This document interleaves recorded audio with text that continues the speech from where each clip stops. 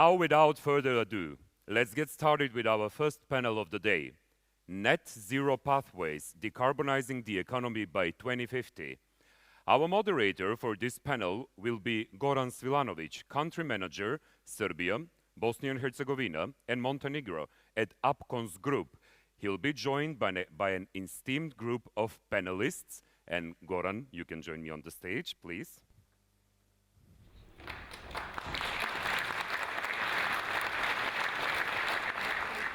And the panelists including are Ervin Ibrahimović, Deputy Prime Minister for Regional Development and Minister of Capital Investments of Montenegro. Razmena Cekic Durovic, State Secretary in the Ministry of Economy of the Republic of North Macedonia. Jovana Joksimović, Assistant Minister for EU Integration and International Cooperation at Ministry of Mining and Energy, Republic of Serbia. Artur Lorkovski, Director, Energy Community, please. And Matteo Colangeli, Regional Director for Western Balkans at the European Bank for Reconstruction and Development, EBRD.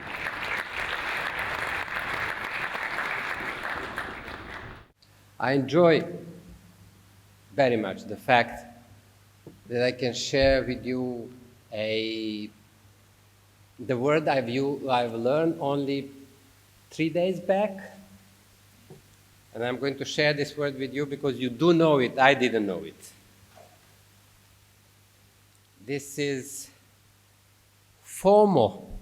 I want to share the information with you. We have 453 registered attendees, speakers, guests in the ESG Summit.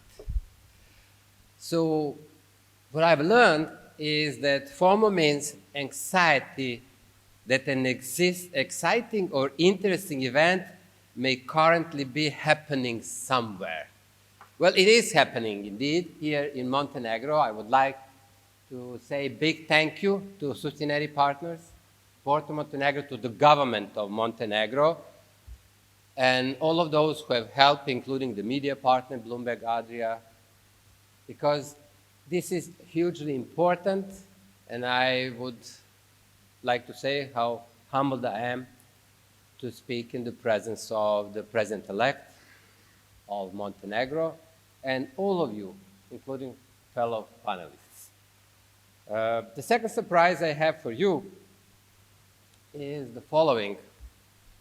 I'm blessed by the fact that I'm father of 2 grown-ups. And they are now in this age that we discuss many things, 32, 25. They are very successful, so I'm happy. But I don't know whether they are happy. And I actually intend to get the answer from you, from this panel. Because my understanding as a parent is that they're going to be successful because the region is doing well and is improving, thanks to a lot of support receiving also from the EU, other regional organizations, respective governments, but whether they are going to be happy depends very much on what you're going to tell me as the leaders in the international organizations and in the governments in the region, whether we'd be able to implement the highest criteria related to environmental, social, and governance criteria. Veliko mi je zadovoljstvo da pozdravim potpredsjednika vlade Crne Gore, gospodina Ibrahimovića, i ne zamerite na ovoj ekskurziji koju sam napravio. Ja zaista mislim da mi sada razgovaramo o tome hoće li oni koji dolaze za nas biti srećni ljudi. Da li će ih poštovati kao zaposlene, kao mlade žene u firmama koje rade? Da li će biti jednako plaćeni? Da li će lepote Crne Gore, ja uživam u čari i u splovarenju 20 godina svake godine, celom rekom i obožavam. I želim da Crna Gora sačuva, ali sam naravno realan i razumem kolike su potrebe za energentima u ovoj zemlji i u celom da te interese nekako spojimo. Dakle, da poštujemo najviše standarde da upravljamo onim što imamo, da prenesemo generaciji koja dolazi. Dakle, gospodine potpredsjedniče vlade, ako nije bilo puno ovo što sam na početku pitao, zaista želim da krenemo u ovaj razgovor od vas. I da od vas čujem odgovor na neka od ovih pitanja. Prvo što želim da vas pitam je zelena tranzicija o kojoj razgovaramo. Zašto je ona neophodna? Kako je vi kao čovek koji utiče na neke procese u Crnoj Gori vidite zašto je neophodna i koji su to pokretači? Da li je to energetska sigurnost koju želimo da postignemo? Da li smo u stanju da nastavimo da poslujemo na način kao i do sada ili moramo to da menjamo? Izvolite, hteo bih prvo vas da čujem. Zahvaljujem, uvaženi novoizabrani predsjedniče Jakove Milatoviću, uvažene kolege ministri, uvaženi ambasadori, uvaženi privrednici, posebno uvaženi organizator ovakvog skupa i hvala vam, posebno je čast da vam se zahvalim što ste izabrali našu državu da bude ovako da reprezentativan summit i ja mislim da to nije slučajno.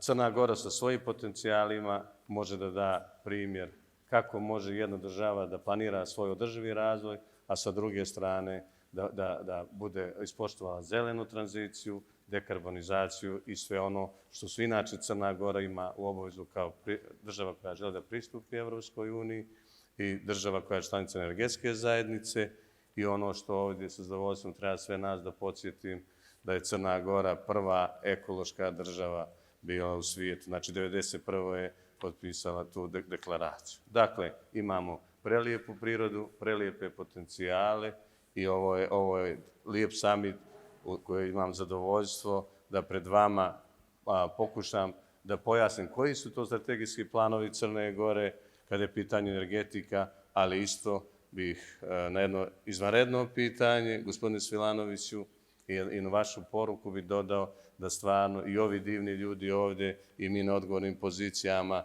treba da pokušamo da ostavimo bolji svijet sljedećim generacijama nego što smo ga mi zatekli. Dakle, imamo ozbiljne izazove, ali imamo i odgovorne ljude koji će pokušati da iskoriste sve potencijale, ali isto tako da zaštitimo ovu predivnu prirodu, predivnu životnu sredinu. Ukoliko ste saglasni, meni bi trebalo 10 minuta malo da upoznamo uvažene goste. Šta mi to planiramo da radimo kao vlada? Mislim da ubrzat ću malo i skratit ću, ali je vrlo važno da upoznamo. Ovdje imamo sigurno i potencijalne privrednike koji će investirati u Crnu Goru i dobro je bilo da u kratkim crtama upoznam koja je to strategija razvoja Crne Gore. Dakle, još jednom pozdravljam temu, životna sredina, društvo, upravljanje. Ne možemo to odvojeno posmatrati i moramo odgovorno se odnositi, ponavljam, na potencijale koje ima svaka država, ali mi je vrlo važno, gospodine Svilanović, još samo jednu rečenicu da kažem. Ovakav skup je put da zemlje regiona Zapadnog Balkana upoznaju društvene sisteme država, isto tako da probamo da napravimo bolji privredni ambijent za naše privrednike i kroz ova iskustva nastavimo regionalnu saradnju. Dakle, još jednom hvala organizatoru na ovako organizovanom summitu i vjerujem da ćemo imati dobre rezultate i zaključke nakon 2 dana.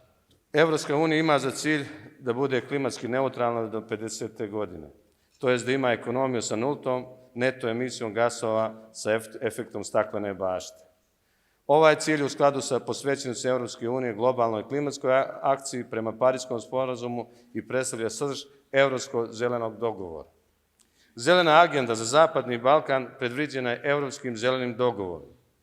Dakle, sve ove ugovorne strane energetske zajednice su se obavezale da će zajedno sa Evropskom unijom raditi na stvaranju klimatski neutralne Evrope do 2050. godine. Usvajanjem zelene agende za Zapadni Balkan, zemlje Zapadnog Balkana su prihvatila plan za tranziciju sa tradicionalnog ekonomskog modela, ekonomije, sa neto nultom emisijom u skladu sa Evropskim zelenim dogovorom. Zemlje regiona su tako preuzele obavezu sprovođenja mjera u oblasti sprečavanja klimatskih promjena i zagađenja. razvoj energetike i biodiverziteta, mobilnosti i cirkularne ekonomije, održive poljoprivrede i proizvodnje hrane. Drugim riječima, preuzele su obaveze da su u središtu svih privredne aktivnosti stave održivi razvoj, štednja resursa, zaštita prirode, smanjenje rizika od klimatskih promjena i usklađivanje sa ciljevima Evropske unije. Usvajanje obaveze koje imaju kao potpisnica Pariskog sporazuma, članica energetske zajednice i kandidat za članstvo u Evropskoj uniji, strateško opredeljenje Crne Gore da razvoj energetskog sektora bazira na principima dekarbonizacije i zelene energetske tranzicije. Energetski sektor ima dominantan uticaj na razvoj zelene ekonomije u Crnoj Gori i postizanje nacionalnih ciljeva održivog razvoja u skladu sa Evropskim zelenim dogovorom i energetskom politikom Evropske unije. Planiramo dalji razvoj energetskog sektora kroz dekarbonizaciju i zelenu energetsku tranziciju, povećanje korišćenja energije iz obnovljivih izvora i unapređenje energetske efikasnosti kao izgradnju infrastrukturnih objekata za povezivanje sa susjednim energetskim sistemima. Strateško opredeljenje Crne Gore je privlačenje investicija za realizaciju projekta zelene energije. Crna Gora svoju energetsku politiku i propis usklađuje sa politikom zakonodavstvom Evropske unije u oblasti energetike, klime i životne sredine. Shodno tome, radimo na pripremi prvog nacionalnog energetskog klimatskog plana koji će biti naš glavni strateški dokument u oblasti energetike do 2030. godine. Da podsjetim, na sastanku Savjeta ministara energetske zajednice koji je održan u decembru prošle godine u Beču usvojena je odluka kojom su utvrđeni pojedinačni ciljevi za članice energetske zajednice i ukupni ciljevi za energetsku zajednicu za 2030. godinu.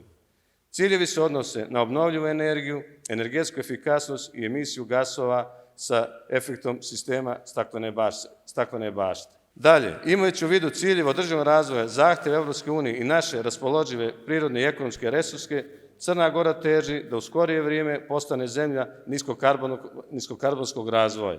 U decembru 2019. godine u Crnoj Gori usvojen zakon o zaštiti od negativnih uticaja klimatskih promjena i treba podsjetiti da usvajamo i pripremamo određene zakone koje će posticati razvoj iskorišćenja obnovljivih izvora. Pored toga, intenzivno radimo i na usklađivanju crnogorskih propisa sa propisom Evropske unije u oblasti energetske efikasnosti. Dekarbonizacija energetskog sektora u Crnoj Gori u najvećoj meri zavisi od budućeg rada termoelektrane Pljevlja.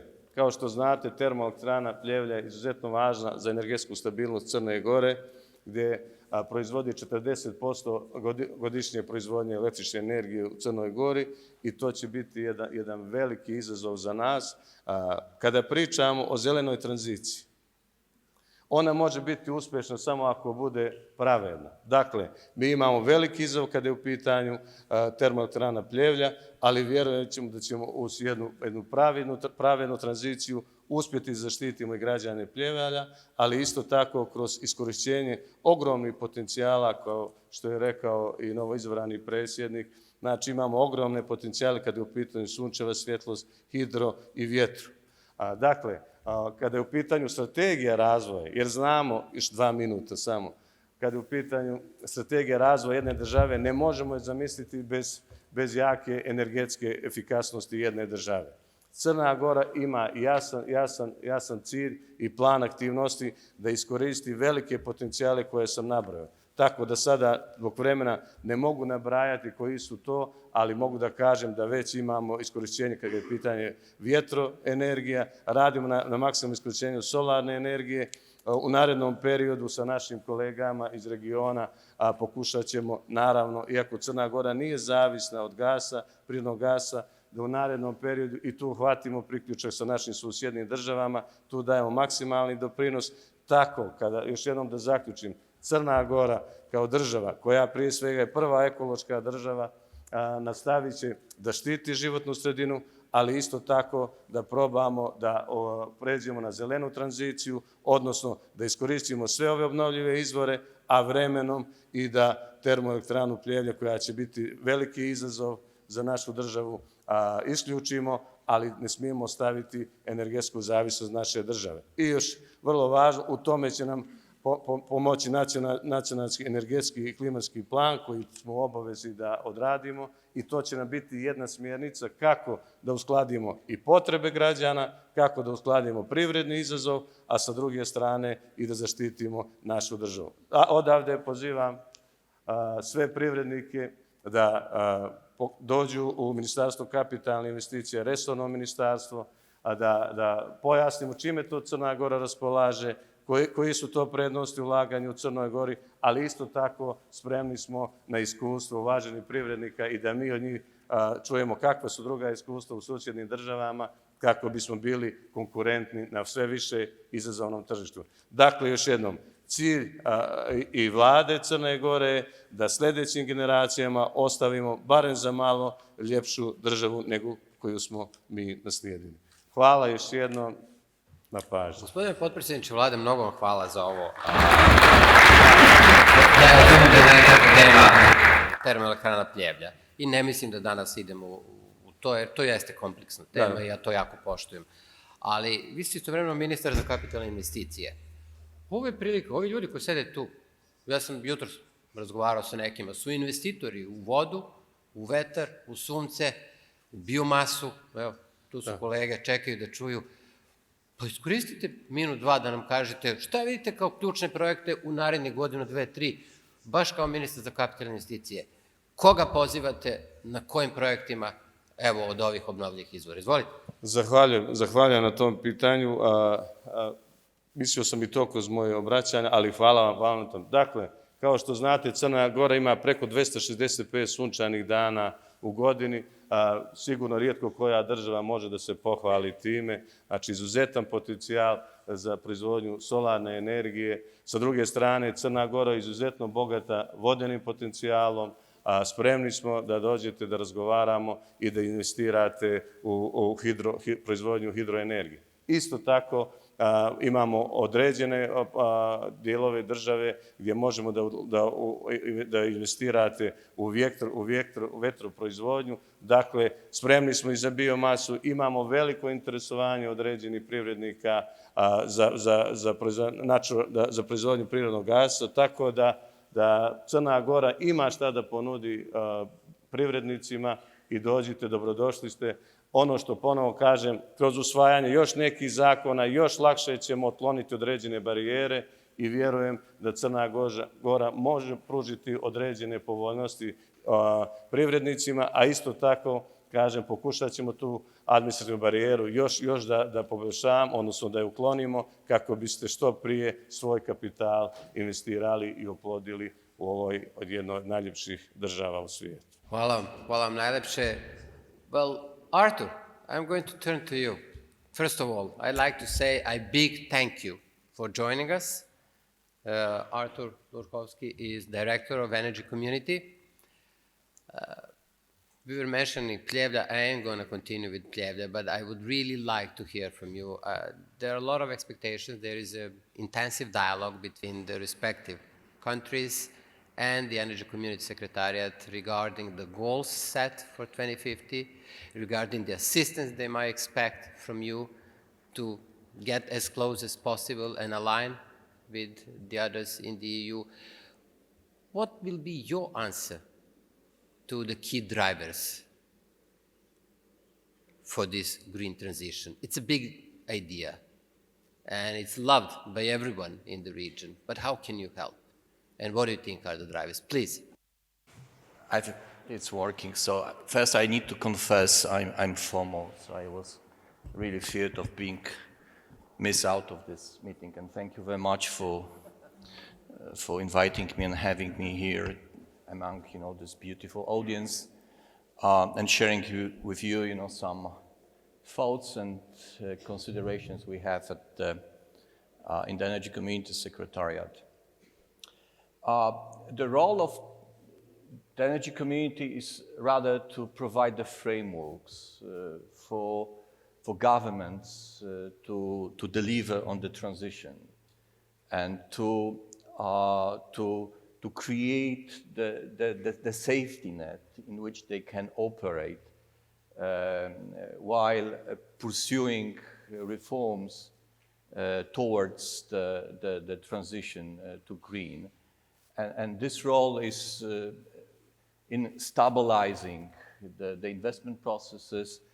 This is the role in offering the better governance, the role in offering better regulations and better legislation so that the climate for investors and climate for investment could be improved in the countries of the energy community. However, I believe deeply that the drivers should be mainly domestic. So I think that the proper identification of the drivers is the responsibility of the governments, because I do really believe that only the processes which are driven by the domestic factors are genuine, and only those have the chance to succeed in the future. And I don't believe that the external push or the external expectations would be efficient enough and strong enough to push the reforms process in the countries. And I believe that some of those drivers, they have been mentioned already.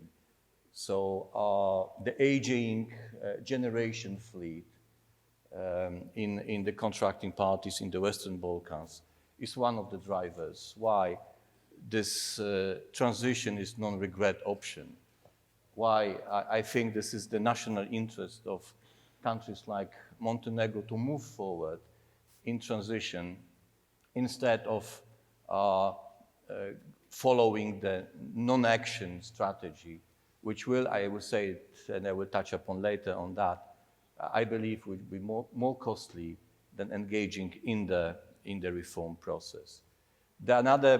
Several points have been mentioned by President-elect, the issue of the conservation of nature, protecting the quality of life for the future, eliminating the social cost, and profiting from the business opportunities. Those are the drivers, and those drivers are to be identified internally, domestically. The processes, they might be, however, streamlined and organized in the way which would allow, as I mentioned before, allow the businesses to understand better the processes and also to push, for example, the process of accession towards the European Union. And what are the processes? What is the help? What is the assistance being offered by energy community to the contracting parties, including Montenegro? Let's start with the National Energy and Climate Plan, which has been mentioned by Deputy Prime Minister.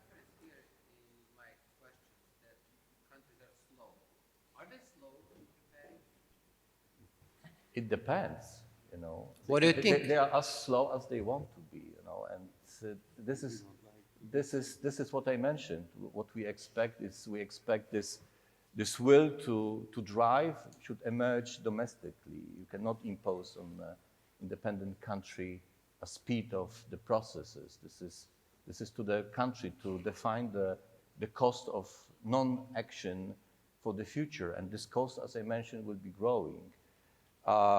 Last week, the European Union adopted so-called carbon border adjustment mechanism, the mechanism which would make the exports from Montenegro, for example, to the European Union much more expensive because the price of CO2 embedded in the products, including electricity, will be paid to the European budget if the proper action will be not taken at the national level. So the cost of inaction will be higher and higher.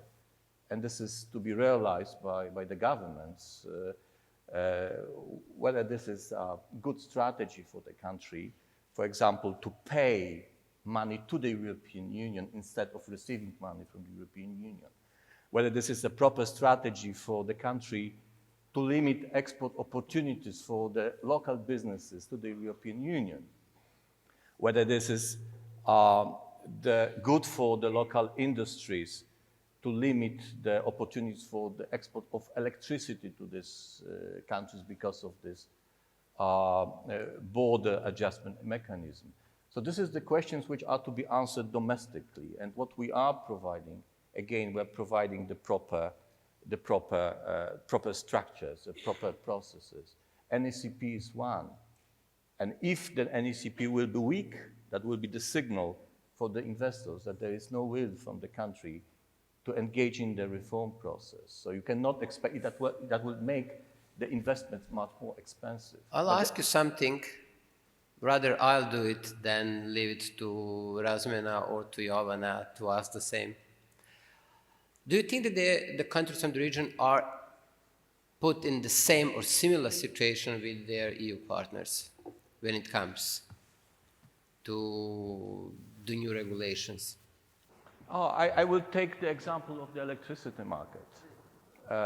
Electricity market and the decision which was taken in December is exactly about creating the one electricity market across Europe, starting from Western Balkans towards Ukraine. And the same rules for the electricity market would apply to everyone. So that's why I'm very happy and proud, and I would like to congratulate Montenegro for launching yesterday, for example, the day-ahead market, which is the very substantial progress on the way of being integrated fully in the pan-European electricity market and take the profits from that market.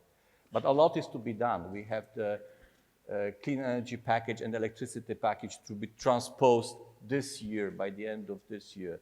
And we are happy to cooperate with the Deputy Prime Minister, with the Ministry, with regulator, to make this integration process more advanced and to draft the proper legislation to be swiftly adopted. But what is also important from our point of view, that the proper market infrastructure will be maintained. And the role of the regulatory authority is of incremental importance in this regard. So keeping the regulatory authority independent and able to fulfill its role is something which is a precondition for Montenegro for profiting from being part of the European electricity market. I intend to continue being tricky with you. Apologies once again. The fact that some of the EU members are leaving energy treaty, does it reflect in any way Energy treaty? The most recent decision of the government of Netherlands and some others? Does it somehow influence the attitude of the countries in this region regarding their commitments within the energy community? Probably you are referring to the Energy Charter Treaty, which was the treaty meant to establish the system of protection of the fossil fuel investments, mainly for the investments between the European Union and the post-Soviet countries. And as the geopolitics changed for the first place, and then as the decarbonization policies are more and more important, some governments, including some governments and the countries of the European Union, they see that there is no need to be still a member of the Energy Charter Treaty, which is nothing to do with the energy community, which is a separate organization. Okay, thank you very much. I'll continue driving a manual, and therefore I will have to very apologize to both ladies who are joining us. Therefore, I'm looking at you, Matteo.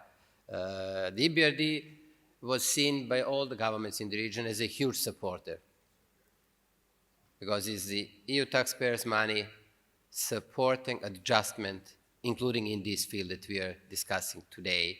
What can you tell us about the drivers? But then I'd also like to ask you about the emissions. So please, first about the drivers and what is the engagement to be expected by the EBRD? Thank you. Thank you, Goran. First of all, it's a pleasure to be here, and thank you for framing this panel in a very constructive and positive manner. And I say that because very often, okay, green economy transition is the topic of many business gatherings like the one we are attending today. But when it comes to the Western Balkans, very often the narrative is on the negative side. It is either related to an imposition coming from outside, you should do that, otherwise terrible things will be done to your economies, or sometimes you also hear the cynical argument of green being a luxury for rich countries and something that this region should think about once the income gap with the EU has been closed. So also going back to some of the opening speeches, including the one of our former colleague, President-elect Milatović. This is not a threat, it's an opportunity. We certainly, and actually it is our first priority in the region to finance the green economy transition. We invested last year 1.3 billion euro in the Western Balkans. We plan to beat that record this year, 1.4, maybe 1.5. And the target is for at least 50% of everything we do in this region to be contributed to the green economy transition by 2050. And very concretely, what we will be doing, I think, can be categorized in two areas. One, reducing the waste of resources. It is an environmental topic, obviously. It will slow down the rate at which we are depleting the limited resources on this planet. But it is first and foremost an economic issue for these countries. We are talking about achieving the same level of productivity or even higher level of productivity, using less, wasting less. And I think, fortunately, unfortunately, the crisis of last winter, energy crisis, at least on the energy front, really brought about a big change in the awareness in the region, and actually also very good concrete measures adopted in many of the countries of this region. We as EBRD are investing aggressively across the spectrum, from industry, SMEs, buildings, directly and through our partner commercial banks that we provide finance to for targeted programs in this area, and we certainly continue to do more. The area where success or progress is less visible, in my view, is when it comes to all the other resources, starting from water. Probably 50% or more of the drinking water in the region is wasted because of underinvestment, not to talk about the waste management situation and the circular economy, which really yet has to start in this region, and we certainly plan to play a big role in that space as well. Second and final focus area, of course, renewable energy. It goes without saying, it is the utmost priority for us in this part of the world. So we will be financing hydro, which is the legacy, let's say, clean energy source in this region, but particularly wind and solar, intermittent renewables. And we will do that with public companies. And in the case of Montenegro, we really look forward to sign with EPCG in the coming weeks an important financing for the Gvozd wind project, which is really a landmark project, I think, for this country, and we're very close to the finish line on that one. But for renewables, I would really like to say that budget money or public money should come in when needed, but private capital should be in the lead. And we see enormous interest by private investors in solar and wind energy in this region. And the contribution or the role of the authorities should be, in our view, to really set a credible set of rules to attract these investors and maximize competition. And we are big promoters of auctions for wind and solar power. In Albania, we engaged years ago on the solar auctions, supporting the first 2 auctions in the country. And we're very happy a few weeks ago we signed the financing for the first project, which emerged from those auctions with a company called Voltalia, a French company, which will deliver to the Albanian grid solar power at less than 30 euro per megawatt hour, which is, I think, astonishing in today's age. Matteo, as you are mentioning companies, investors, and Arthur very much rightly referred at the carbon border adjustment mechanism. It is hugely important. But Arthur is somehow dealing more with the governments, cooperating with them, sending a message, asking them to prepare for what is coming. But you are dealing with investors. Are they ready to comply with the new regulation? What is your sense? Well, I mean, I think there is a long way to go. Certainly, awareness is growing on the energy side. I think there is genuine momentum behind renewable energy in most of the countries. In Serbia, we are working closely with the Ministry of Mining and Energy to launch also there the first auction for wind power, 400 mega of wind, which hopefully will happen before the summer. But it's not only about renewables. I think in this region, the economy is made of SMEs primarily.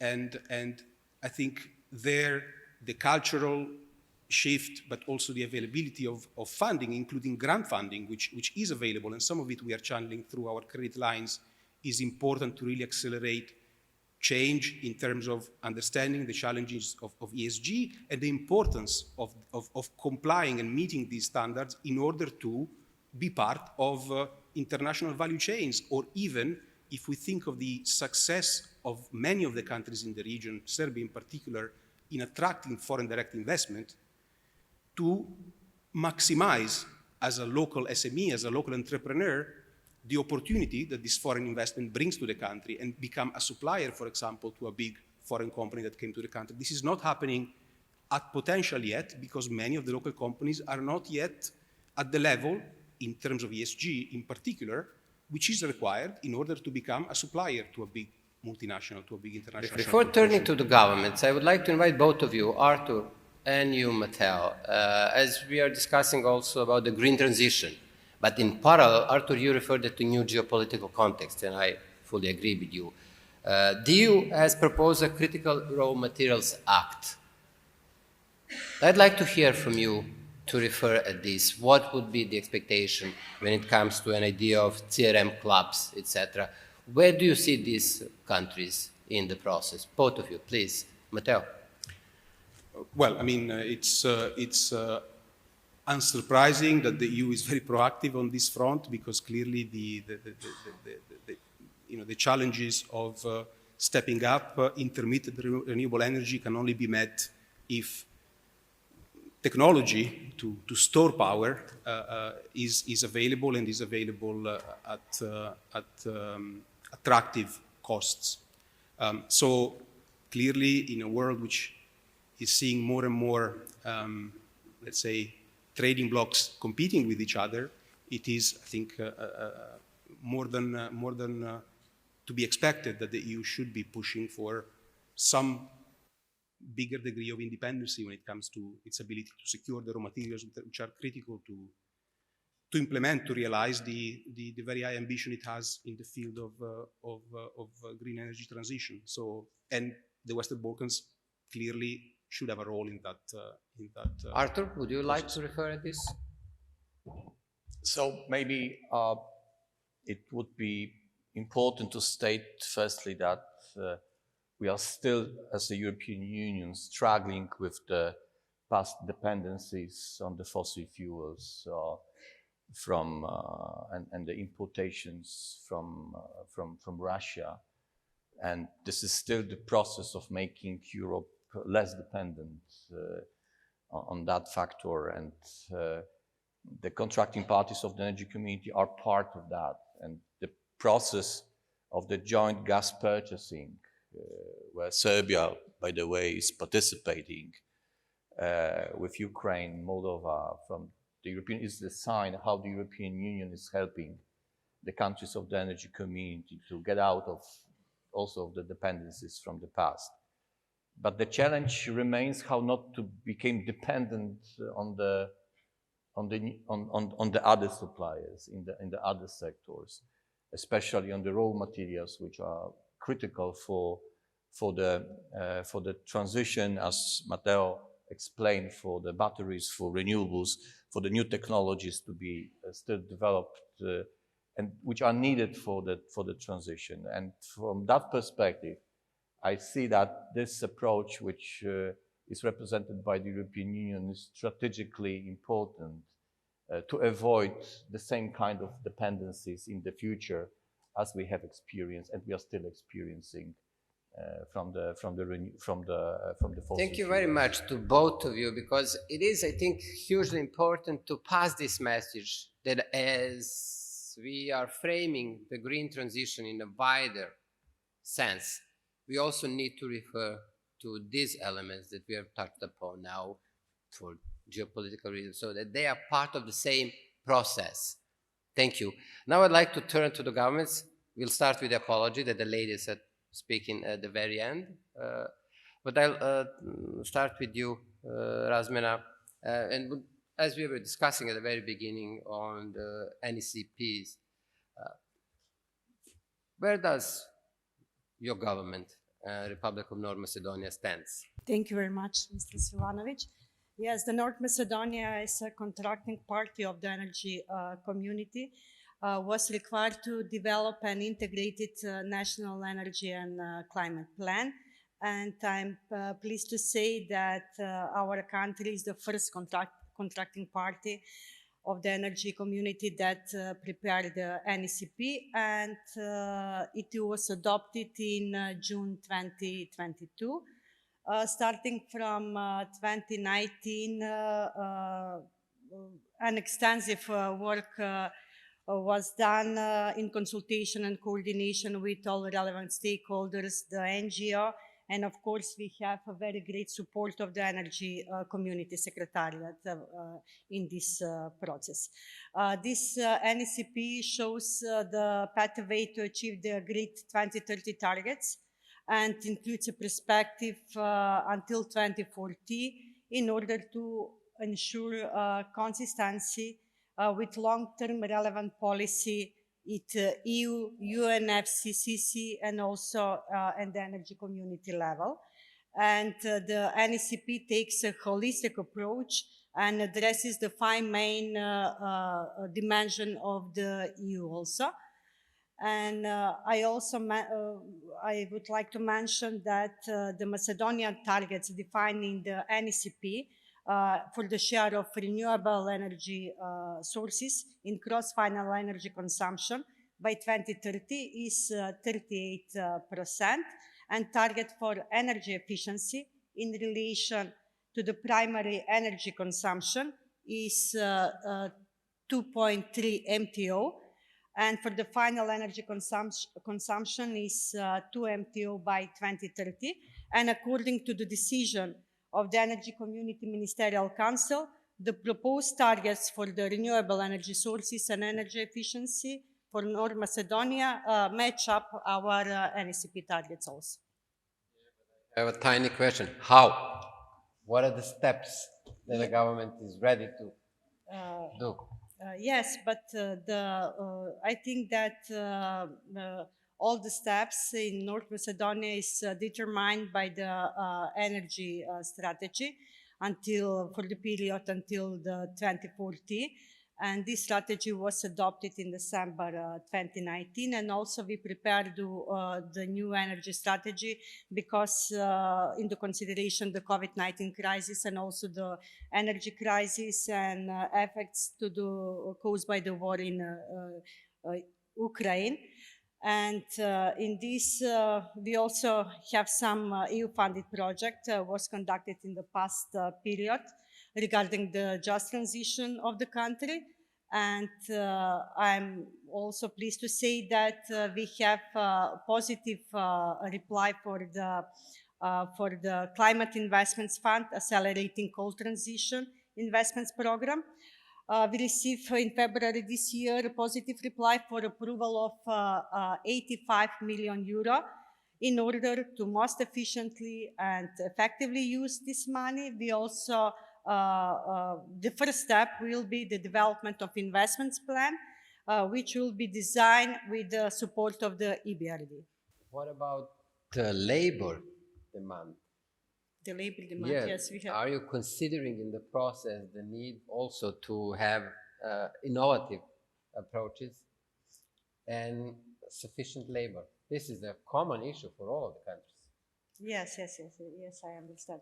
We also in this, the Republic of North Macedonia now is in the process of preparing the smart specialization strategy.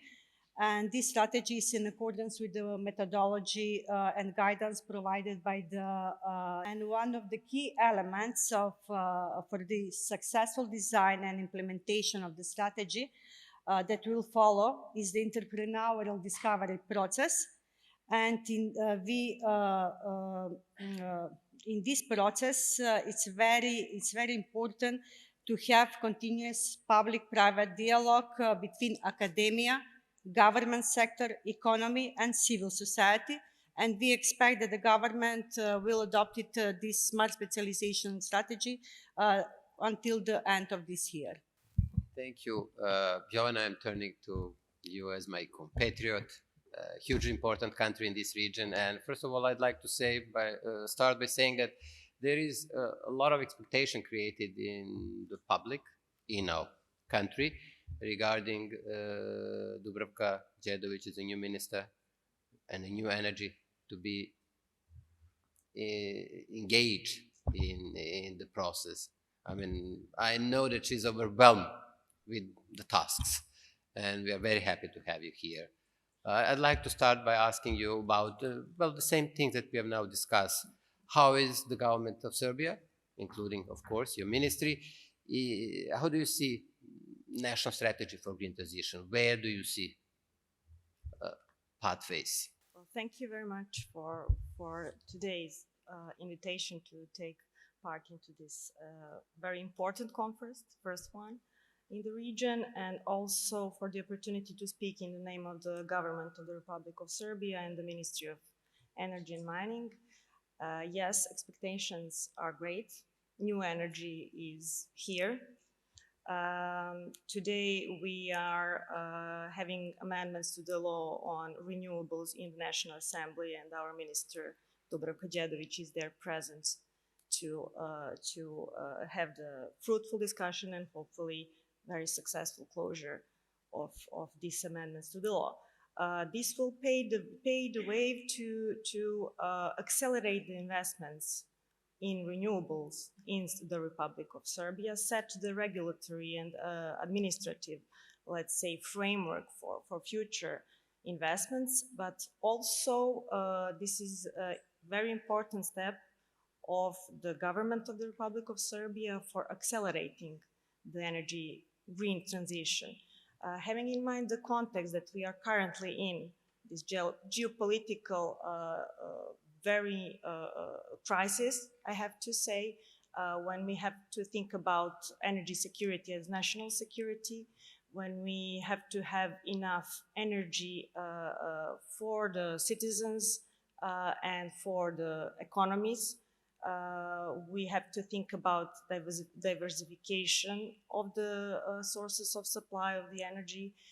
We have to have the energy transition, but it has to be just.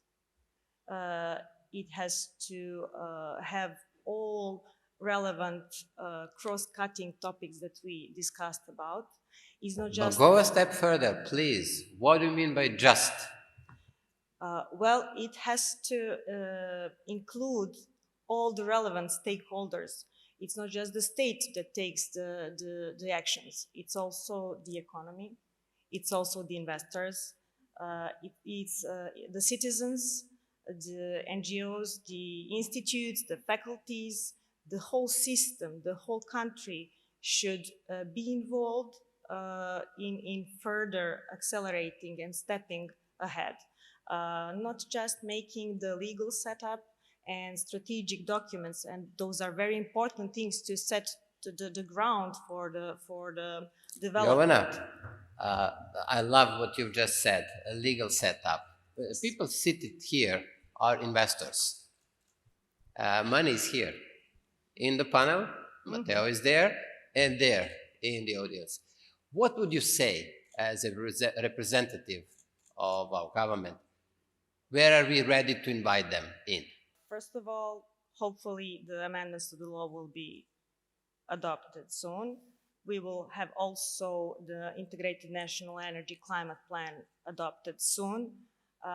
It will set up the optional energy mix in our system, and then it will be the green light also developing a strategy of energy also this year. So a lot of things that we are moving ahead, and also the auctions that are going to happen after very soon after the adoption of the amendments to the law. So this is, let's say, the joint work of the government and of the economy as such, the private sector, the public sector, to take the action.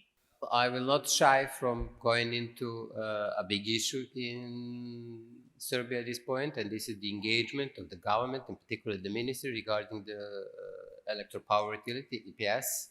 And it was hugely interesting yesterday with Norweb.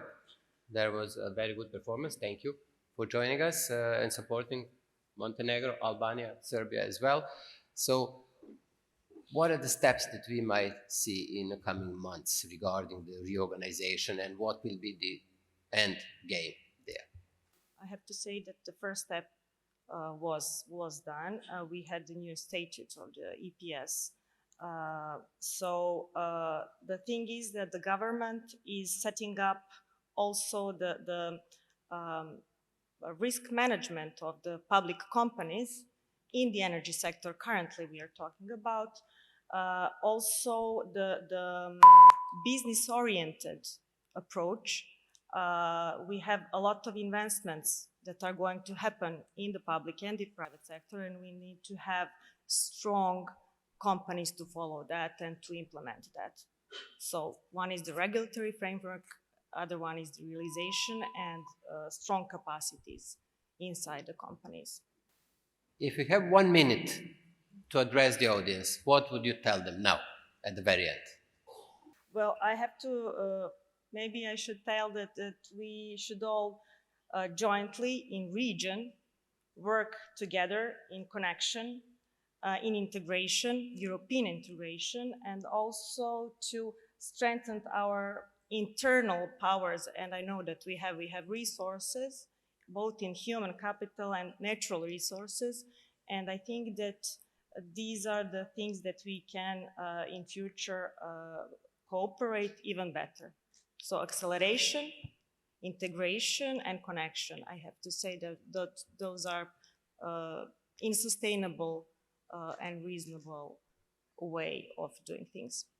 Thank you very much. And turning to you, Razmena, what would be your message for the audience on behalf of your government, your ministry? What would be the key one? Firstly and importantly, it's very, very important, and it's necessary for diversification of energy sources and, of course, for the energy security.